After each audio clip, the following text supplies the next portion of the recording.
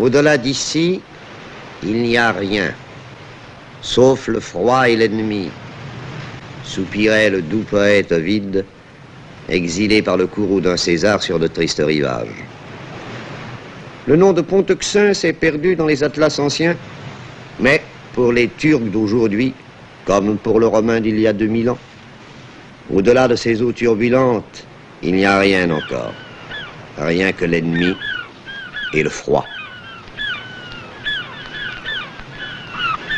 La bise de la mer Noire souffle-t-elle? Sur les détroits s'affolent les mouettes. Les pêcheurs rentrent au port. Et soudain s'inversent les saisons. Poiras et Lodos, vent du nord, vent du sud. C'est leur imprévisible alternance qui commande la couleur du ciel et le plaisir de vivre sur ces dunes où chaque pas éveille le souvenir. Là s'implanta, voici 26 siècles, un capitaine de Mégare, à la tête de ses matelots. Il s'appelait Byzas et, de son nom, baptisa l'extrémité de l'Europe.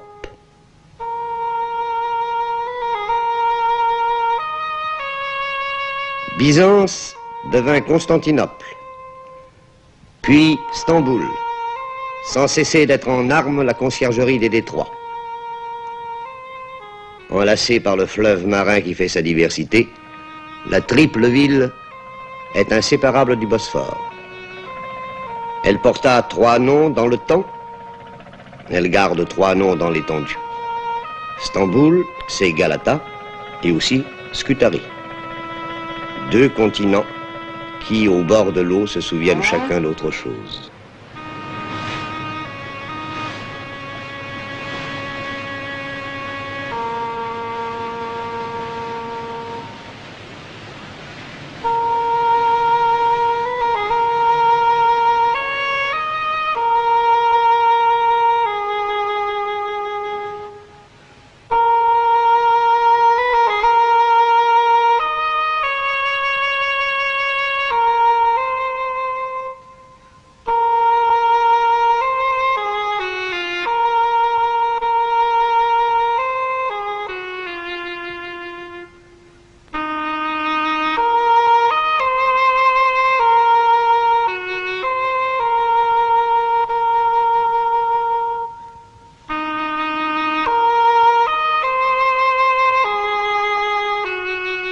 Presque rien n'y évoque plus l'Empire grec si l'on entend le langage des herbes folles, de la cendre des morts et des remparts écroulés.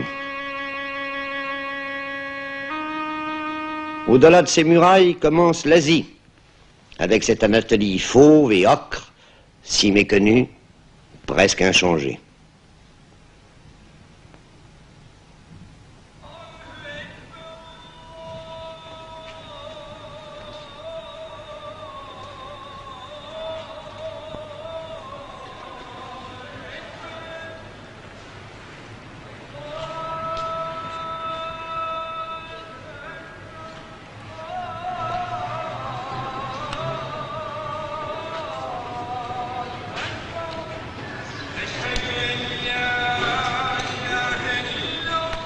Une rumeur couvre parfois dans l'ancienne capitale des Ottomans la voix sainte de l'islam. C'est celle d'un monde quasi familier, presque moderne. La suie et la fumée se sont mêlées à des parfums sucrés, le mazout au ruissellement des eaux douces. L'industrie a dressé ses cheminées que les pionniers de la République appellent les minarets d'Atatürk.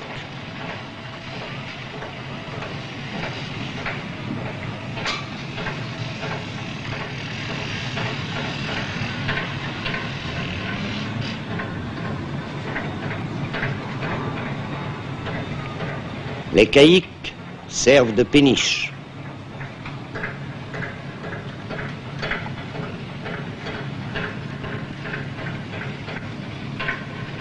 Le promeneur mélancolique gémit en découvrant des dépôts de charbon sur des rives qui enchantèrent les romantiques.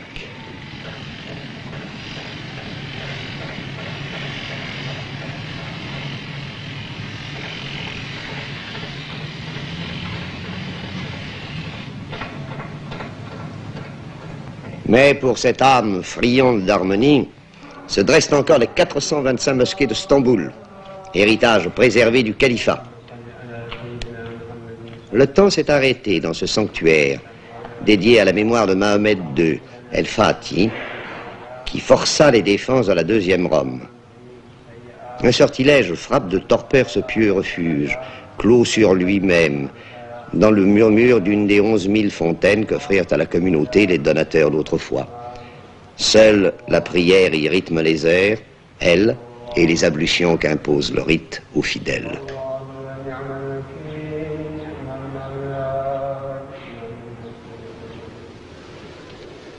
Ici se prolonge encore cette Turquie intemporelle. Elle s'appelait Asie mineure dans les relations de voyage d'écrivains démodés.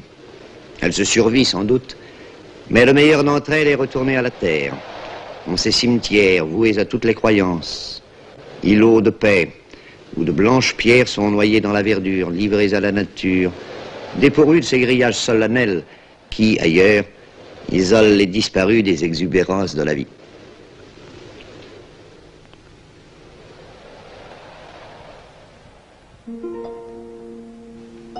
Des images venues d'un autre siècle, comme ailleurs il s'en offre, dans cette ville qui semble la capitale de l'immuable.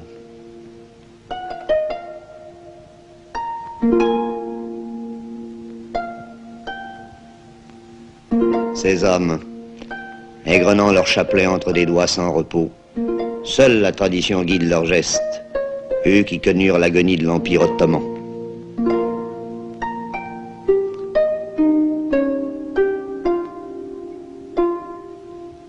Le Turc n'est plus l'homme malade de l'Europe. Il a vaincu le mauvais sort. S'il a retrouvé le sens de l'avenir, c'est sans renoncer à ses habitudes.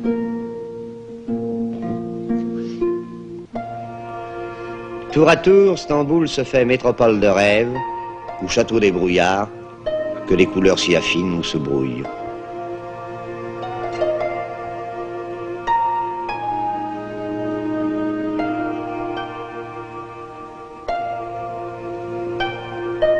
Le ciel se couvre-t-il? Aussitôt, brume et poussière envahissent les quais du Bosphore, estompent les coupoles, cernent comme des vaisseaux fantômes ces ferry-boats, où dans la familiarité des allers-retours quotidiens, on sent battre le cœur de deux continents. Couleur d'ardoise, de grisaille et de boue, c'est toute la ville alors qui part à la dérive et se noie en eau trouble.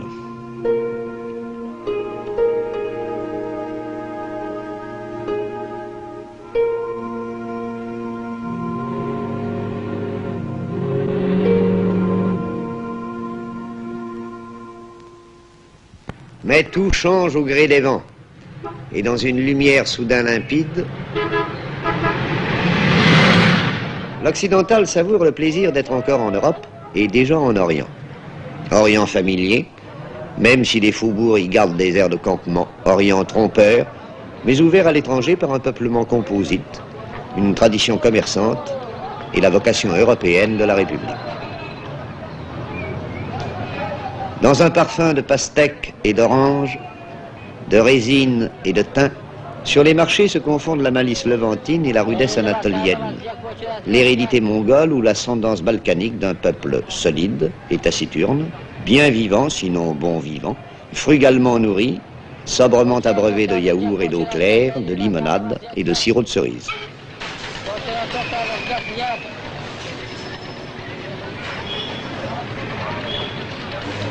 Au plus beau jour, lorsque le gris nuage des mosquées retrouve ses reflets dorés, Stamboul est unique au monde et fascine celui que la veille elle aurait rebuté. Dans le sanctuaire qui lui fut dédié, l'ombre de Soliman le Magnifique règne sur la ville conquise.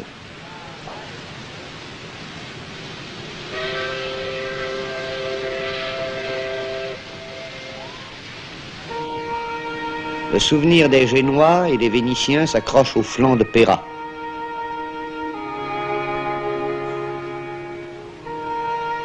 L'imagination fait son œuvre, au point que le lyrisme des étrangers baptise Corne d'Or un canal d'eau morte.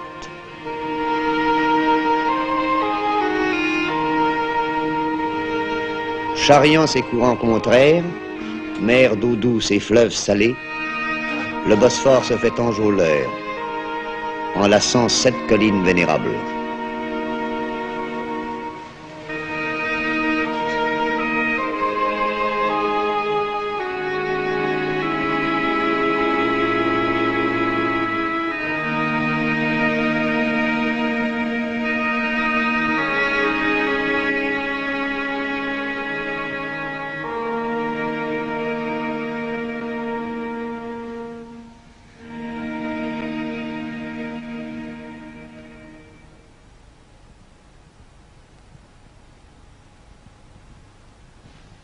Par quel éclat d'orgueil Justinien salua-t-il l'achèvement du monument voué à la Sainte Sagesse. 107 colonnes y projettent une coupole fabuleuse à 54 mètres du sol, en hommage au dieu de Byzance et de son image sur terre, le Basilos. Depuis 14 siècles, ce temple sublime défie les séismes et les ravages du temps. Bien des édifices n'auront pas cette chance de durer dans une cité où, jusqu'au siècle dernier, la pierre était réservée aux bâtiments publics. Les riches eux-mêmes se bâtissaient des palais en bois, demeures patriciennes de vieilles familles, dont on aime le charme désuet.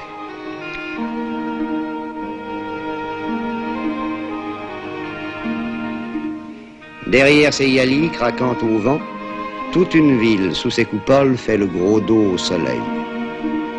Elle dresse ses ogives étirées, ses arabesques pour kiosque à musique, au bord de l'avenue liquide que Léandre traversait chaque nuit pour étreindre sa bien-aimée. Stamboul a toujours le dernier mot. Elle triomphe dès qu'on s'en éloigne. Alors, une ville qu'on jugeait négligée retrouve son élégance. Et l'on oublie les détails pour ne plus voir que l'ensemble. Le soleil, au départ, rend-il ses phares à la vieille Constantinople.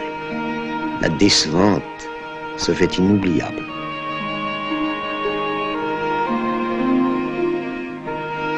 Il n'est pas un voyageur qui n'en soit amoureux lorsque, dans un crépuscule chargé de nostalgie, il dit adieu aux barques de pêche qui se balancent sur la rive orientale devant les petits ports d'autrefois.